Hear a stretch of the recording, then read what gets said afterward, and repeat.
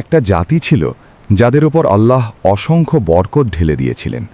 তাদের জমিন ছিল উর্বর, ফসল ভরা ক্ষেত যেন সোনার মতো ফল দিত, বিশাল গুদামঘর শস্যে ভরা থাকত, সূর্যের আলোয় ঝলমাল করত তাদের অট্টালিকা, বাজারগুলো ছিল সব সময় ব্যস্ত, মানুষ সোনা কেনা বেচা করত, ব্যবসা চলত জমজমাট। বাইরে থেকে দেখলে মনে হতো এরা কত সুখে আছে, কিন্তু আসল কথা হলো তাদের ঘর ভরা ছিল সম্পদে, অথচ তাদের অন্তর ছিল একেবারে খালি।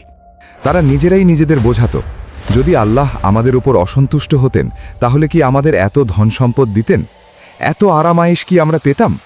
এভাবেই ধীরে ধীরে তারা ভুল ধারণায় ডুবে যেতে লাগল।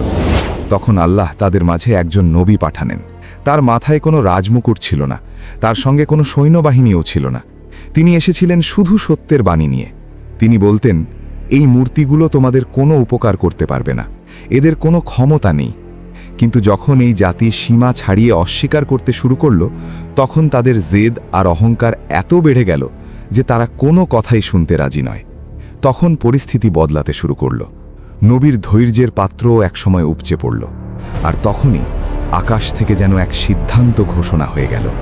সমুদ্র যেন কথা বলতে শুরু করল। সেই জায়গা যেখানে মানুষের জীবনের কোনো নিশ্চয়তা নেই, যেখানে কারোর স্থায়িত্ব নেই, সেখান থেকেই শুরু হয় কোরআনের এক অবিশ্বাস্য ঘটনা। একটা ঘটনা যেটা যেমন বিস্ময়কর সেটা তেমনি আশায় ভরা। আর এই ঘটনাই হল নবী ইউনুস আলাইহিসসালামের ঘটনা।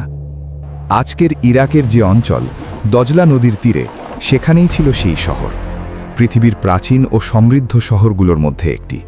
এটি এমন এক শহর যেখানে জমিন এত উর্বর ছিল যে মনে হতো মাটি থেকেই সোনা বেরোচ্ছে। নদীর মাধ্যমে দূর দূরান্তে ব্যবসা চলত, জাহাজ আসত, পণ্য যেত, ব্যবসা হতো দিন রাত। ধীরে ধীরে এই সমৃদ্ধি মানুষদের মনে এক ধরনের ভুল নিরাপত্তা এনে দিল। তারা ভাবতে শুরু করল, আমাদের উপর তো কোনো বিপদ আসে না, নিশ্চয়ই আমরা আল্লাহর শাস্তি থেকে নিরাপদ। একজন লোকের মুখ দেখার মতো ছিল যখন তার ছাগল মশলা নিয়ে পালিয়ে গিয়েছিল। বাজারে সে এত বেশি দাম নিচ্ছিল যে মানুষ বিরক্ত হয়ে উঠেছিল। শেষমেশ সে নিজের লোভের ফলই পেয়েছিল। আল্লাহ এই জাতিকে এমন সব নিয়ামত দিয়েছিলেন যা খুব কম জাতিই পায়। কিন্তু সমস্যা হলো তারা নিয়ামতকে লক্ষ্য বানিয়ে ফেলল, আর যিনি নিয়ামত দিয়েছেন তাকে ভুলে গেল। এই জাতি ছিল হযরত লূত আলাইহিসসালামের পরবর্তী যুগের মানুষ। সময়ের সাথে সাথে আবার তাদের মধ্যে অহংকার জন্ম নিল।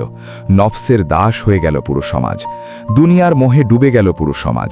কোরআনের বর্ণনা অনুযায়ী তারা তখন শিরক আর ভ্রষ্টতার মধ্যে ডুবে গিয়েছিল। তারা আল্লাহকে ছেড়ে অন্য সৃষ্টির কাছে সাহায্য চাইত। মূর্তিগুলোকে তারা শক্তির উৎস মনে করত। তারা বলতো, এই মূর্তিগুলো তো আমাদের আল্লাহর কাছাকাছি করে দেয়। কেউ কেউ বলতো, ওই বুজুর্গরা আল্লাহ খুব প্রিয় বান্দা ছিলেন, তাই আমরা তাদের কাছে দোয়া চাই যেন তারা আমাদের দোয়া আল্লাহর কাছে পৌঁছে দেয়। কিন্তু আল্লাহ তাআলা কোরআনে খুব স্পষ্টভাবে এ বিষয়ে সতর্ক করেছেন। সূরা ইউনুসে আল্লাহ বলেন, তারা আল্লাহকে ছেড়ে এমন জিনিসের ইবাদত করে যা তাদের কোনো ক্ষতি করতে পারে না, কোনো উপকারও করতে পারে না। আর তারা বলে, এগুলো আল্লাহ কাছে আমাদের সুপারিশকারী। আর সূরা আহকাফে আল্লাহ বলেন, তার চেয়ে বেশি পথভ্রষ্ট আর কে হতে পারে যে আল্লাহকে ছেড়ে এমন কাউকে ডাকে যে কিয়ামত পর্যন্ত তার ডাকে সাড়া দিতে পারবে না। আর তারা তো তাদের ডাকার ব্যাপারে সম্পূর্ণ অজ্ঞ। আর কিয়ামতের দিন যখন সবাইকে একত্র করা হবে, তখন সেই মিথ্যা উপাস্যরাই তাদের শত্রু হয়ে যাবে। তারা বলবে, আমরা তো কখনো তোমাদের ইবাদত গ্রহণ করিনি। এই শহরেই আল্লাহ তার নবীকে পাঠালেন, হযরত ইউনুস আলাইহিসসালাম। তার চোখে ছিল মানুষের জন্য ব্যথা, আর কণ্ঠে ছিল অটল বিশ্বাস। তিনি মানুষদের বলতেন, শুধু আল্লাহর ইবাদত করুন, শুধু তাকেই ভয় করুন, শুধু তার কাছেই আশা রাখুন। কিন্তু মানুষ হাসত। কেউ বলতো, আমরা ভয় পাবো কেন? আরেকজন বলতো, আমরা তো ধনী, শক্তিশালী, যদি আল্লাহ আমাদের ওপর রাগ করতেন তাহলে কি আমরা এত সুখে থাকতাম?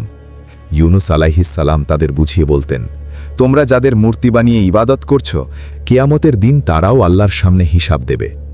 তখন তারা রাগে বলতো, ইউনুস, তুমি আমাদের দেবতাদের অপমান করছো, এখান থেকে চলে যাও। তাফসিরে ইবনে কাসিরে উল্লেখ আছে, তাদের নেতারা শুধু মূর্তির ইবাদতই করত না, বরং মূর্তি ঘিরে বিশাল ব্যবসাও চালাত। একজন হিসাব করে বলছিল, এই মাসেই আমরা 540টা সোনার মুদ্রা লাভ করেছি। তারপর তারা নিজেদের মধ্যে বলতো, এখন ইউনুসকে কিভাবে বোঝাবো? যদি মানুষ আল্লাহর ইবাদত শুরু করে তাহলে তো আমাদের ব্যবসা শেষ।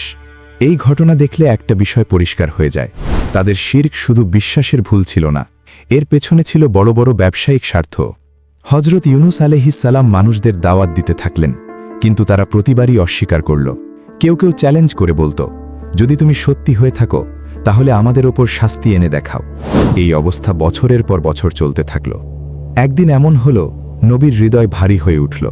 মানুষের একের পর এক অস্বীকার, উপহাস, অপমান সবকিছু যেন তার বুকের ওপর চাপা পড়েছিল। অবশেষে ইউনুস আলাইহিসসালাম শহর ছেড়ে বের হয়ে গেলেন। কিন্তু এখানেই একটি ভুল হয়ে গেল। এটা এমন ভুল নয় যে বড় কোনো গুনাহ, বরং এটি ছিল একটি তাড়াহুড়ো, যে তাড়াহুড়ো কখনো কখনো আল্লাহর নবীদের কাছ থেকেও হয়ে যেতে পারে। তিনি আল্লাহর অনুমতি আসার আগেই শহর ছেড়ে চলে গিয়েছিলেন। আর এখান থেকেই শুরু হয় এই ঘটনার সবচেয়ে ভয়ঙ্কর অধ্যায়। ইউনুস আলাইহিসসালাম একটি নৌকায় উঠলেন। সমুদ্র তখন শান্ত ছিল। পানির পৃষ্ঠ যেন আয়নার মতো স্বচ্ছ। হালকা বাতাস বইছিল। আকাশ ছিল শান্ত আর নীল। মনে হচ্ছিল সবকিছু ঠিক হয়ে গেছে। কিন্তু হঠাৎ আকাশের রং বদলাতে শুরু করল। বাতাস গর্জে উঠল। ঢেউগুলো নৌকার চেয়ে উঁচু হয়ে উঠল। নৌকার মাঝি চিৎকার করে উঠল, ওজন কমাও, না হলে নৌকা ডুবে যাবে। মনে হচ্ছিল সমুদ্র যেন কারোর অপেক্ষায় আছে, একজন মানুষকে চাইছে। অবশেষে সিদ্ধান্ত হলো, লটারি করা হবে। যার নাম উঠবে তাকে নৌকা থেকে নামতে হবে। নাম উঠল ইউনুস। লোকেরা অবাক হয়ে বলল, না না, তিনি তো একজন ভালো মানুষ, আবার করো। আবার লটারি হলো। আবার উঠল ইউনুস। তৃতীয়বারেও একই ফল। এবার আর কারো সন্দেহ নেই। ইউনুস আলাইহিসসালাম নিজেই বললেন, এটাই আল্লাহর সিদ্ধান্ত। কোনো চিৎকার নয়, কোনো দৌড়ানো নয়, কোনো অভিযোগও নয়। তিনি নিজেকেই সমুদ্রের দিকে ছেড়ে দিলেন। সেই মুহূর্তে পানির গভীরতা তাকে গ্রাস করল। আর হঠাৎ এমন এক সৃষ্টি, যার কথা কেউ কল্পনাও করেনি, তাকে গিলে ফেলল। এক মুহূর্তে তিনি পুরো শরীর সহ অন্ধকারের ভেতরে চলে গেলেন। এটা ছিল একটি বিশাল মাছের পেট। আর এখান থেকেই শুরু হয় এক অসাধারণ পরীক্ষা। এখান থেকেই শুরু হয় কুরআনের সবচেয়ে গভীর অন্ধকারের মুহূর্ত, আর একই সাথে সবচেয়ে বড় রহমতের দরজা। চারিদিকে শুধু অন্ধকার, এমন অন্ধকার যেখানে চোখ খুলে রাখলেও কিছুই দেখা যায় না। চারিদিকে নিস্তব্ধতা, কোনো মানুষের শব্দ নেই, কোনো আলো নেই, কোনো পথ নেই। একদিকে সমুদ্রের গভীরতা, তার ভেতরে মাছের পেট, আর তার ভেতরে একা একজন মানুষ, আল্লাহর নবী ইউনুস আলাইহিসসালাম। এই নিঃসঙ্গ অন্ধকারেই তার হৃদয়ে এক গভীর উপলব্ধি জাগে। তিনি বুঝতে পারেন, আমি তাড়াহুড়ো করে ফেলেছি, আমি আমার রবের সিদ্ধান্তের জন্য অপেক্ষা করিনি। এই উপলব্ধি মানুষের হৃদয়কে ভেঙে দেয়। আর তখনই সেই গভীর অন্ধকারে একটি দোয়া উচ্চারিত হয়, একটি দোয়া যা কিয়ামত পর্যন্ত মুসলিমদের আশা হয়ে থাকবে। তিনি বললেন, লা ইলাহা ইল্লা আনতা সুবহানাকা ইন্নী কুনতু মিনাজ জালিমিন। অর্থাৎ, আপনি ছাড়া কোনো ইলাহ নেই, আপনি পবিত্র, নিশ্চয়ই আমি নিজের ওপর জুলুম করেছি। এখানে কোনো অজুহাত নেই, কোনো তর্ক নেই, কোনো অভিযোগও নেই, শুধু নিজের ভুলের স্বীকারোক্তি, শুধু রবের সামনে সম্পূর্ণ আত্মসমর্পণ। তাফসিরে উল্লেখ আছে, ইউনুস আলাইহিসসালাম মাছের পেটের ভেতরে 3 দিন ও 3 রাত অবস্থান করেছিলেন। সেই অন্ধকারের ভেতরেও তার জবান থামেনি। তিনি বারবার আল্লাহকে ডাকতে থাকেন। আর তখন আল্লাহ তাআলা আদেশ দিলেন, হে মাছ, আমার বান্দাকে কোনো কষ্ট দিও না, তাকে নিরাপদে তীরে পৌঁছে দাও। একটি মাত্র আদেশ, আর সেই আদেশেই পরিস্থিতি বদলে যায়। যেখানে মনে হচ্ছিল সব শেষ, সেখান থেকেই নতুন জীবনের শুরু হয়ে যায়। মাছটি ধীরে ধীরে ইউনুস আলাইহিসসালামকে সমুদ্রের তীরে এনে রেখে দেয়। তার শরীর তখন খুব দুর্বল, চামড়া ছিল নরম আর সংবেদনশীল, যেন কোনো সুরক্ষা নেই। কিন্তু আলহামদুলিল্লাহ, তার শ্বাস চলছিল, তিনি জীবিত ছিলেন। আল্লাহ তাআলা তখন তার জন্য আরেকটি রহমতের ব্যবস্থা করলেন। সেই নির্জন তীরে একটি লাউ গাছ জন্ম নিল, একটি লাউ গাছ যার পাতা বড়, যা ছায়া দেয়। এই গাছ তাকে রোদ থেকে রক্ষা করল। তার খাদ্যের ব্যবস্থা হলো। তার শরীর ধীরে ধীরে সুস্থ হতে শুরু করল। যে রবের ব্যাপারে তাড়াহুড়োর কারণে ভুল হয়ে গিয়েছিল, সেই রবই প্রথমে তাকে আগলে নিলেন, সেই রবই তাকে সুস্থ করলেন। অন্যদিকে নিনেভা শহরের মানুষ তখনও তাদের গাফিলতিতে ডুবেছিল। তারা এখনও নিজেদের শক্তি আর সম্পদের উপর ভরসা করছিল। কিন্তু আল্লাহর সিদ্ধান্ত এসে গেছে। হঠাৎ আকাশের চেহারা বদলে গেল। ঘন কালো মেঘ আকাশ ঢেকে নিল। বাতাস তীব্র হয়ে উঠল। বিদ্যুৎ চমকাতে লাগলো একের পর এক। সমুদ্রের পানি নদী বেয়ে শহরের দিকে ঢুকে পড়তে শুরু করল। মানুষ তখন বুঝতে পারল, যা তারা এতদিন মজা করে উড়িয়ে দিয়েছিল, আজ সেটাই বাস্তব হয়ে তাদের সামনে দাঁড়িয়ে গেছে। ভয় ছড়িয়ে পড়ল পুরো শহরে। সব মানুষ এক জায়গায় জড়ো হলো। প্রতিটি মানুষ, পুরুষ, নারী, শিশু সবাই কাঁদতে শুরু করলো। চারদিকে শুধু একটি কথা শোনা যাচ্ছিল, আল্লাহর কাছে ক্ষমা চান, দ্রুত আল্লাহর কাছে ক্ষমা চান। মানুষ কান্নার সাথে বলতে লাগলো, হে আল্লাহ, আমরা ভুল করেছি, আমাদের অহংকার ছিল ভুল, আমাদের জুলম ছিল ভুল, আমাদের পথভ্রষ্টতা সবই আমাদের নিজের ভুল। পুরো শহরে একটাই আওয়াজ প্রতিধ্বনিত হচ্ছিল, হে আল্লাহ, আমাদের ক্ষমা করে দিন, আমরা তো আপনারই বান্দা, আমরা গাফিলতির ঘুমে ডুবে গিয়েছিলাম। তাফসিরে উল্লেখ আছে, সেই সময় মানুষ এত কান্না করেছিল যে মায়েরা তাদের সন্তানদেরও কাঁদতে বলেছিল, যেন তাদের কান্না আল্লাহর রহমতকে টেনে আনে, যেন আল্লাহ তাদের ওপর থেকে আযাব সরিয়ে নেন। আর সত্যি, আল্লাহ তাদের তওবা দেখলেন, তাদের অনুতাপ দেখলেন, আর তিনি তার শাস্তি ফিরিয়ে নিলেন। সমুদ্রের পানি ধীরে ধীরে সরে গেল, শহর আবার শান্ত হয়ে গেল, ঘরবাড়ি রক্ষা পেল, ক্ষেত খামার বেঁচে গেল, বাজার আবার দাঁড়িয়ে রইল। আর যারা কান্না করে আল্লাহকে ডাকছিল, তাদের ওপর আল্লাহর বিশেষ অনুগ্রহ নাজিল হলো। সেই জাতি এরপর থেকে শুধু আল্লাহকে ভয় করত, শুধু আল্লাহকেই সম্মান করত। কিছু সময় পরে যখন ইউনুস আলাইহিসসালাম পুরোপুরি সুস্থ হয়ে উঠলেন, তিনি আবার সেই জাতির কাছে ফিরে গেলেন। কিন্তু এবার দৃশ্য সম্পূর্ণ ভিন্ন। যে মানুষগুলো একসময় তার কথা শুনে হাসত, আজ তারা কাঁদছিল। তারা তওবা করে ফেলেছে, আযাব তাদের উপর থেকে সরিয়ে নেওয়া হয়েছে।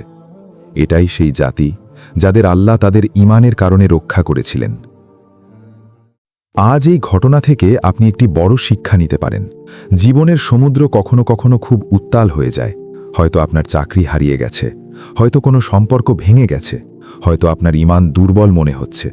কিন্তু যদি সেই অন্ধকার মুহূর্তে আপনি আন্তরিকভাবে বলে ফেলেন, লা ইলাহা ইল্লা আনতা সুবহানাকা ইন্নী কুনতু মিনাজ জালিমিন, তাহলে মনে রাখবেন, যে রব তার নবীকে মাছের পেটের ভেতর জীবিত রেখে তারপর নিরাপদে বের করে এনেছিলেন, আপনাকে কঠিন অবস্থা থেকে বের করে আনা তার জন্য মোটেও কঠিন নয়।